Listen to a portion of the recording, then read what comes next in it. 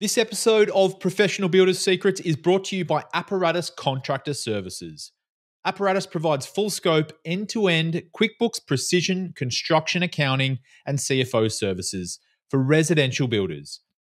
If you feel like you can't completely trust your weekly and monthly financial reports, or you feel like you're flying blind, Apparatus will rebuild and operate your QuickBooks accounting system and give you precision construction accounting capability you can trust.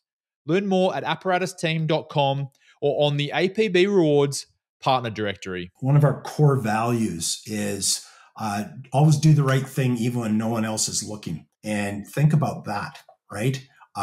Where's productivity slipping on your team when you're not around, when somebody else isn't around?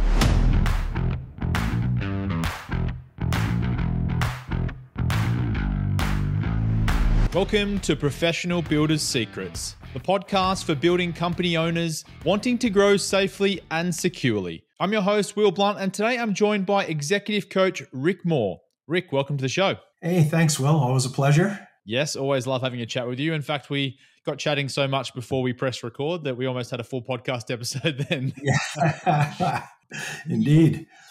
Always great. So thank you. Today we're talking about mentoring team members. Can you provide your perspective on that topic to start things off? Yeah, definitely. You know, I've done some previous coaching, obviously, in some other areas, and I was very, very fortunate to be included in a workshop hosted by a fellow by the name of Greg Thompson, who's written a book called The Master Coach. And this book is about the coach as leader of a business, not the coach such as me that, you would hire an executive coach. Greg's concept is as leaders, as business owners, there's a coach in all of us, and that it's incumbent upon us to foster that within our group, within our teams, to make sure that we are advancing people through the process. And one of the things that I found really interesting, and I'll just read it directly from Greg's book here. He said that Gallup did a poll that showed as few as 13% of employees described themselves as truly engaged in their workplace, right? And so from that, that's where he developed this whole idea of, are we doing enough as owners, as senior managers and leaders to foster the people that are working, that are showing up every day. It's important that those people are engaged and feel like they've got a purpose. So just a really great topic. I'd love to talk about it. What impact does that lack of engagement have on a building company? Well, if I had to say that lack of engagement, if you've got people showing up at work where, it's just a job, they're just going to collect a paycheck and go. In their day-to-day, if they're not fully engaged, especially on a job site, how dangerous productivity may not be there. Frequent mistakes, we all know, certainly on a job site, mistakes are just they're the killer, right? When we do our pricing for profit, we know exactly what a day's delay on a job is costing the building company. And so, frequent mistakes, if they're uncertain about what their actual day-to-day job is, and that might sound odd, but with 13% of people feeling, truly engaged in work, that tells us that there is a lack of true knowledge about what the expectation is in your job every day. I always said that, we should have leadership in every role, from the loading dock to the executive office. There should be a sense of leadership in your role. And how do you get that? By knowing exactly what your role and doing it well contributes to the overall health of the business. And, if you've got people that are unhappy, they hesitate, they don't take initiative, they're not engaged with the rest of the team, perhaps, that could just be that they just don't have clear and concise idea about what it is that their job entails. So with that, you've got to set very clear key performance indicators for every job and have those conversations, listen to these people, and just understand, each individual is an individual. They're all looking for their purpose, right? And as leaders, we have to foster that. You touched on a couple of them there in terms of the behaviors that may be showing from an employee that is disengaged or not being properly mentored. Can you dive into that a little bit more? How can builders notice if they're probably have a team that should be getting more support and mentoring? Yeah. Well, hope this is the best one where an employee might at least be asking a lot of questions, showing a lot of uncertainty in their actual role, because at least they're not hiding their confusion and their uncertainty. They're actually asking. So as a leader, let's embrace that. But yeah, if you are seeing just a general lack of productivity, this is the other thing. We always say you got to know your numbers. You've got to be tracking things. If there's a lack of productivity, people come to us as coaches all the time, and you often say to them, okay, what area of your business do you feel needs the most work? And whatever they say to us, I'm not saying they don't know their business, but we can often trace it back to a people problem. And a people problem isn't always that you just hired the wrong people. People problem could be that you just don't have the proper systems in place. You're not doing training. You're not communicating with your staff, and you're not fostering that team environment. It's a key element of it almost sounds a little bit like a silent killer. It's not on the surface, but it's all happening in the background. Yeah, it is. And, one of our core values is always do the right thing, even when no one else is looking. And think about that, right? Where's productivity slipping on your team when you're not around, when somebody else isn't around? And why would an employee feel like they don't necessarily have to do their job properly? I always said that if you've got dissatisfaction in your workforce, the only beneficiaries of that are coffee shops, right? Because people go off on their break and they sit at a Starbucks and complain, right? So you might want to really look at the productivity. Be suspicious of somebody that's not engaged. Find out, have a chat, right? We've got this beautiful opportunity to sit and listen to people. And, we got to take advantage of that.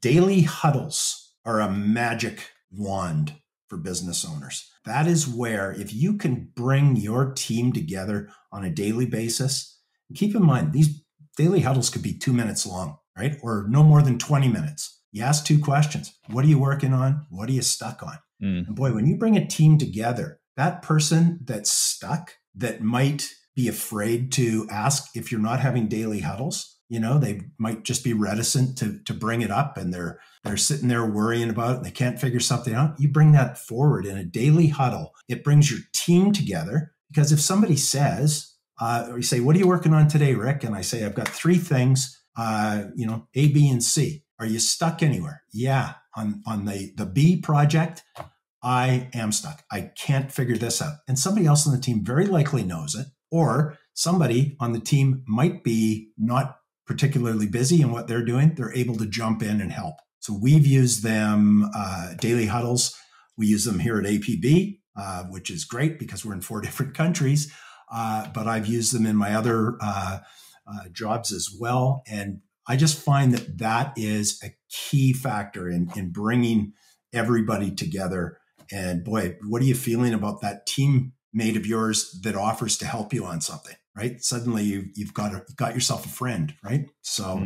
And the alternative is someone might stew on an issue that they've got or something they're stuck on for days or weeks at a time, and then never even bring it up. And that has a larger impact than what you'd really want in your business. It really does. I think, human nature is that we want to solve things ourselves. And, depending on the nature of the problem, what if it is one of those problems that they just never get it done, but you're not checking in. Maybe the first time you get an opportunity to see whether that job was done or not is, at the end of a quarter, Mm. or sometime long after it's become a problem and it didn't get done. So, um, we can really improve the workplace for everybody, the overall productivity, by just making sure that people understand there's, the old cliche, there's no stupid Mm. questions. Um, we don't punish mistakes, so don't be afraid to tell us if something's gone wrong. Like, be proactive, right? You can't. We've got to celebrate the wins, but we don't want to over punish mistakes and make Yeah, people afraid, so afraid of making a mistake that they don't even engage in it because they might make a mistake. So obviously there's some mistakes that can't be tolerated, but you don't want people coming to a job where they're afraid to express themselves and that's truly engage. particularly important in home builds, right? Like if there's a small mistake that someone doesn't feel comfortable bringing up and trying to solve with their mentor, then and that gets swept under the rug, that can have a real domino effect on the build, the quality of build, and then problems beyond the build, everything like that. Yeah, without question. And you can do a lot. One of my clients brings in the suppliers, say Benjamin Moore Paints, I think was one, window companies, brings them in because they will actually come in and train your employees, and it's a game changer for him. He can even use that in his marketing, that they are certified in those areas of that product or that service. So that's another way to do it. And it doesn't cost him anything to bring those people in. They want that. That's interesting. So that's another way to look at mentoring. I mean, you've got mentoring from the business owner or Yep. the manager, but then you're saying there's other ways that you can have mentoring from suppliers as well. Yeah. First we want to talk about, obviously the leader as Mm. being the person that, when we talk about systemizing your business, we say you've got to get the information that's in your head, you've got to get out of your head and down on paper. And the idea behind that is that if we hold that all inside, we're robbing the people that work for us of that knowledge. They crave that knowledge from us. Don't be afraid of sharing the knowledge that you have. They're not going to go take your knowledge and go start a competing business. And even if they did, what a compliment to you, right? Mm. So, you've got to get that out. You've got to share it to the extent that you can bring in outside people to help. It doesn't have to be that you're bringing in, a motivational speaker or anything like that. It just bring in people that, or ask others on the team. We did an exercise in that workshop I was talking about where we all coached each other. And Greg Thompson talks about that every member on the team, because he thinks there's a coach in everyone, sometimes it's a great idea to just sit down, listen to the person across from you, and just see if you can offer any. You don't have to have all the answers, right? Listening is a great tool. That's a good lead in to my next question, which is what makes a good mentor? A listener for sure. Somebody that is open and giving about knowledge that they have. The way that you express it as a mentor, it needs to be expressed in a way that is not, you don't want to be talking down to people. You know what I mean? You want to just be really open with it, really encouraging. I think maybe we all know this, but when you're showing somebody how to do something and they do it wrong, find something positive before you tell them that they did it wrong. Say, I loved the way that you took hold of that. Now try this, right? So great mentors are very, what would you say? They're intuitive. They know how to build people up and just, get everything across by building people's confidence. So I think that that's really a key. Talk to me about feedback a bit more, because that's what you touched on there with providing positive and then providing the constructive feedback on the other side. There is that theory around the shit sandwich, which is not necessarily recommended, like positivity, negativity, positivity, and they only really remember Right. the thing in the middle, right? Yeah. What's your take on feedback? and how you can deliver it in a way which is constructive and handled well. Yeah, I guess I kind of look at it, from my sports coaching days, where you have to get across when something isn't being done right, but to do that, you've got to know that you first off have described it clearly or have the ability to describe it clearly. And a really great way to know if you can be effective or want to be effective with the person you're mentoring is to look at disc profiles. Have everybody on your team do a disc profile. And then, there's different personality types. And in those disc profiles, we'll actually talk about here is how Rick at his disc profile should have conversations with Will and his disc profile. See, I'm of the belief that you shouldn't be granted a marriage license unless you've both done a disc profile. I think it would save more marriages. The only people who'd be against it are divorce lawyers. So, just know the person that you're talking to, because a certain way of delivering a message to somebody, if they're a certain profile, it won't land. And then, then we become of the opinion, oh, well, that person's, never going to be a great worker for us.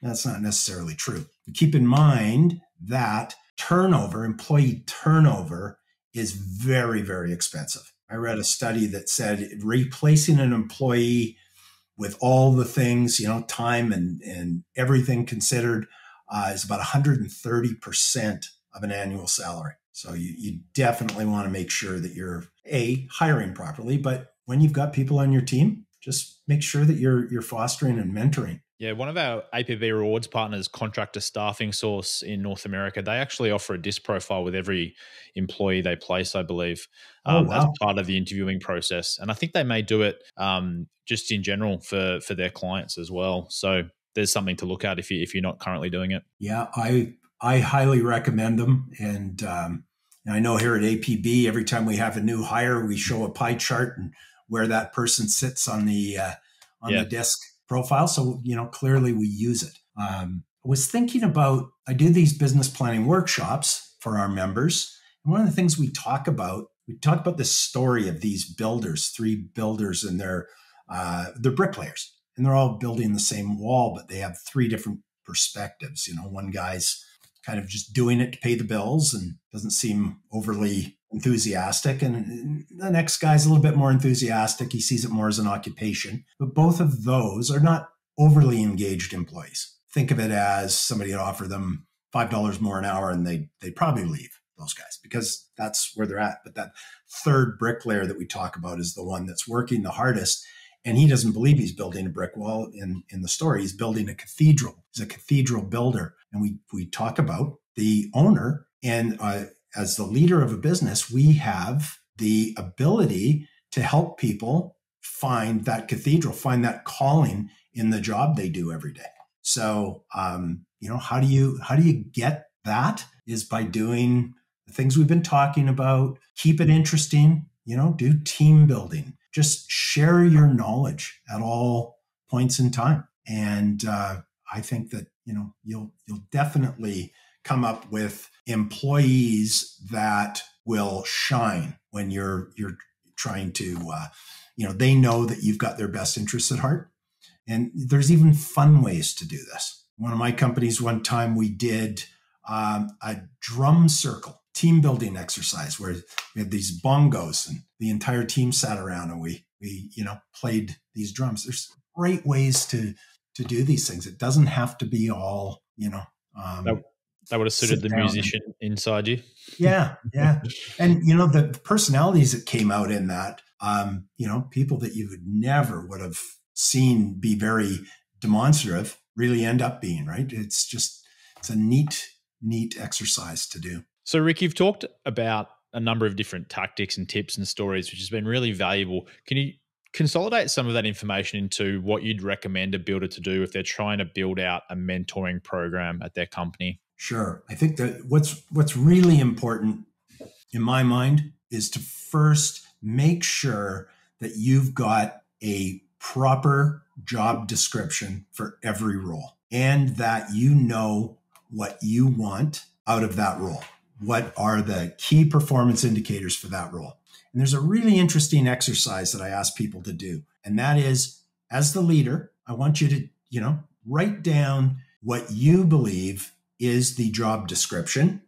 If you don't already have job descriptions, write down job description for every role. Ask the employee to write their job description for every role. Then sit down and compare them in a non-confrontational way. Just sit down and compare them and see if there's any gaps, right? If you go through that exercise with a team to begin with, then you're going to know, okay, how should we, again, where are the gaps? What do we need to work on in a mentoring program? Is there ways for employees to move up, for promotion in the business? You want to identify those things, because that's a true mentoring program where, if there's somebody in a role that's very, very good, maybe they're going to be retiring in a few years, and you've got this other great employee. Well, then you could start doing a shadowing kind of mentoring program there. It starts with the leader being willing to, take some time, learn what everybody's doing in the business. And then I think that true mentoring program and what your team needs will come out. What about measuring the success and effectiveness of that mentoring? Yeah. We are very, very big on data. You need to measure and know the key numbers in your business at all times. And it's not just about, what money is coming in and dropping to the bottom line. That doing something like that reveals. It can reveal all sorts of tidbits about where there are slowdowns in your business. You can see, okay, in the fourth week of every job, we've got a slowdown. We've got our margins are eroding. What is that? That can give you a great idea of maybe there's some training that needs to happen there. And then just keep making sure that any reporting systems you have, that people are using them and that you're checking them, right? I've talked to builders before that say, we've got a reporting system. I can't get my people to use it. There's no point in having one if people aren't using it. It's got to be used effectively. That makes sense.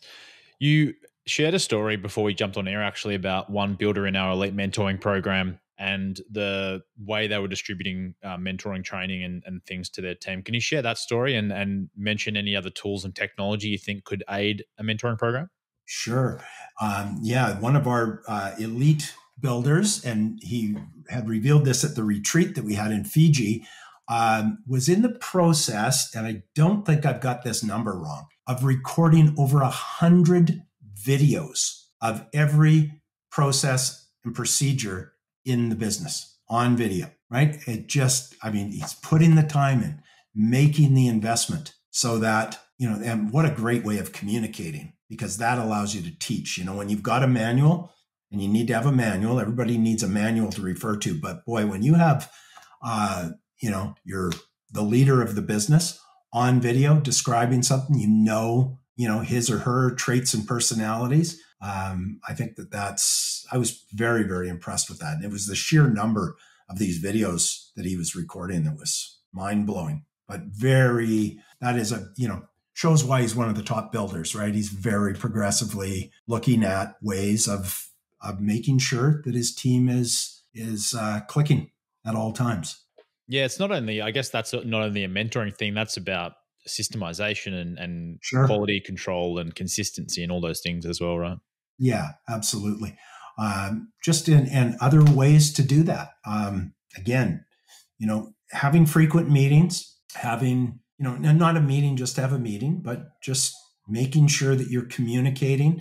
That will bring up areas that you can mentor on, making sure that any of the reporting areas that you have, at APB, we use HubSpot, and it's it's a main way for us to communicate at all times, because we're in 4 different countries with different time zones. We absolutely have to have that single source of truth where we report. So, whatever systems a builder is using, make sure they're being used. Make sure that you use all the features that are available there. I think people will very much appreciate that they have got a way to record their KPIs. Nothing feels better than actually going in and being able to report that you've accomplished all the tasks that were set up for you.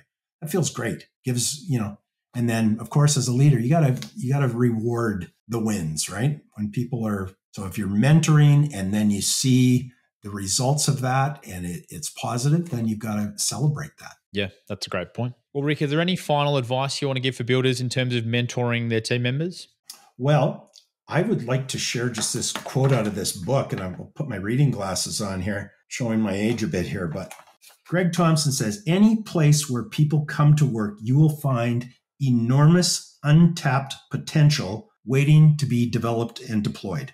If companies can find a way to truly unleash the full capacities of the human beings within them, they won't have to worry so much about reinventing their workplaces. Their people will do that for them. And when it comes to unleashing human potential, there is one process that is consistently proven to be more effective than any other, and that's coaching. So not only is that a shameless promotion for APB coaching, but it's also the idea that there is a coach in all of us. So you, as a leader in your business, in your building business, can be a coach and should be a coach to the people that work for you. And the benefit will be just a great, happy workplace. We know happy workplaces, places where people, get what they're doing. They're happy to go to work. Well, those are the most profitable and productive workplaces as well. Yeah, it ties in nicely to what you said earlier around a large portion of the challenges that builders face are people problems. Yeah. We're a complicated bunch, right? And, yeah, exactly.